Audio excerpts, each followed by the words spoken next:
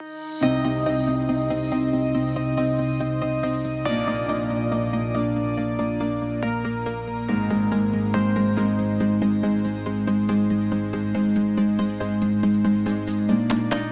this is your host, Renata Ortega. Welcome to today's episode of the Cycle Breaker and Changemaker podcast. This podcast is all about how to break free from negative generational cycles in order to create meaningful, lasting changes. For helpful tools and answers to your most pressing questions, be sure to follow me on Instagram and Facebook at Cycle Breaker Changemaker. I look forward to helping you on your cycle breaking and change-making journey. I promise you will find nothing more rewarding than this.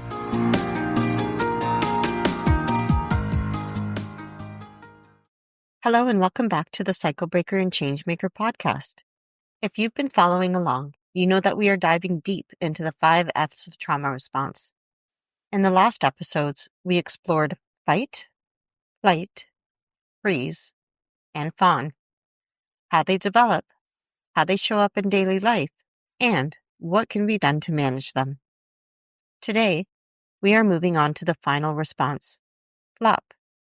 The flop response is one of the least discussed, but one of the most important to understand. Unlike the other responses, which involve action in some form, the flop response is about complete shutdown. If you've ever felt utterly drained, collapsed under pressure, or found yourself unable to take action when faced with stress, this episode is for you. Let's break down what the flop response really is, how it manifests in daily life, and most importantly, how we can learn to work with it and regain a sense of empowerment. What is the flop response? The flop occurs when the brain perceives a threat and determines that neither fighting, fleeing, nor appeasing the threat is an option. Instead, the nervous system causes the body and the mind to shut down completely as a last resort survival mechanism. This is similar to an animal playing dead to avoid further harm. For trauma survivors, this response can become deeply ingrained, making it difficult to take action, make decisions, or even feel connected to reality. It can create feelings of helplessness, powerlessness, and disassociation. So how does the flop response show up in everyday life? Flop can manifest in many ways. Here are some common signs. Extreme fatigue or lethargy, feeling physically drained, even without excessive exertion. Difficulty making decisions, struggling to take action or make choices, even for simple tasks. Emotional numbness, feeling disconnected from emotions, like nothing really matters. Procrastination and avoidance, putting off tasks because they feel too overwhelming. Disassociation, feeling detached from your body or surroundings, as if life is happening in a blur. The flop response can be frustrating because it often leads to self-blame and further avoidance, reinforcing the cycle of inaction and helplessness.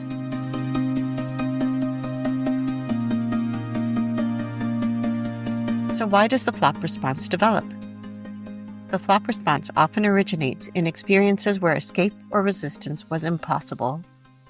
Children who experienced prolonged abuse, neglect, or overwhelming stress may have learned to shut down as a way to survive. This response can carry into adulthood, creating a pattern of avoidance and emotional suppression. For many, the flop response activates when stress becomes too overwhelming to process. Instead of fighting or running, the body and mind simply shut down as a protective measure. The problem is that this response can become habitual, making it difficult to re-engage with life even in safe environments. So how could we manage the flop response? Since the flop response involves shutting down, overcoming it requires gentle, intentional re-engagement with the present moment and your own body. Here are some ways to work through it. Step 1. Awareness. The first step is recognizing when you are in a flop state. Notice if you feel heavy, disconnected, or unable to take action. Naming what is happening can create a sense of control. Step 2. Small and manageable actions.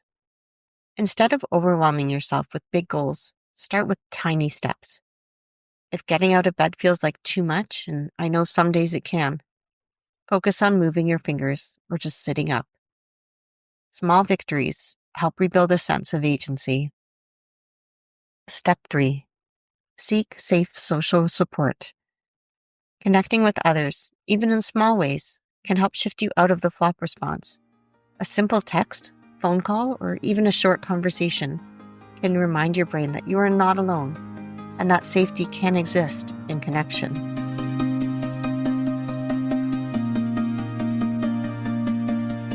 Here's my experience with the flop response. For years, I didn't realize I even had a flop response.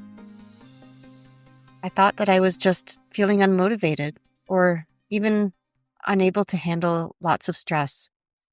Whenever I felt overwhelmed, I would completely shut down.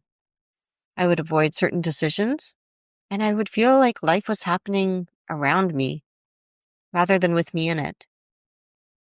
It wasn't until I learned about the trauma response of flop that I could understand what was actually happening. I wasn't incapable. I was stuck in a survival response that was a learned behavior. Recognizing that was the first step in regaining control. I started by taking tiny actions, focusing on movement, and allowing myself to reconnect with my basic 5 senses. It wasn't easy, but slowly, I began to feel more engaged with life again.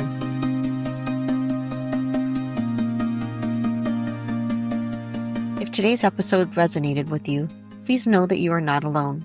The flop response is a deeply ingrained survival mechanism, but with patience and small, intentional steps, you can start to regain control and re-engage with life. This wraps up our series on the 5 F's of trauma response. I hope these episodes have helped you understand yourself better and given you tools to move forward. If you found this episode helpful, please share it with someone who might benefit. And as always, thank you for being here, for listening, and for choosing to heal. Thank you for listening to today's episode of Cycle Breaker and Changemaker. I would love to hear from you and to receive your feedback. Remember, you can reach me on Instagram or Facebook at Cycle Breaker Changemaker.